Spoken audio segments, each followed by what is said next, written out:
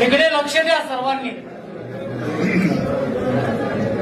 ही पुंडलिकाला दिलेली वीट आहे. विठेवर देव उभे आहे. मुक्तिकेसी नावाची एक दासी होती. तिला आपल्या रूपाचा गर्व झाला होता. जेव्हा ती देवाच्या दर्शन झाली तेव्हा देवाने तिच्यापेक्षा नाजूक रूप घेतलेले. जेव्हा तिने आपले हात देवाच्या पायावर टेकवले तेव्हा ही पोटरुतलेली जागा आहे. ही कृष्णावतारात गोकुळात गुरे राखायची काठी आहे. हा पितांबरचा सोगा आहे. हा वासनिवेलाचा कतोड आहे. डाव्या हातामध्ये शंख आहे. उजव्या हातात कमल पुष्प आहे. ही ब्रह्मदेवाने जन्म घेतलेली जागा आहे. हे अर्धांगिनी रुक्मिणीवासना स्थान आहे. हे मृगलांचन आहे.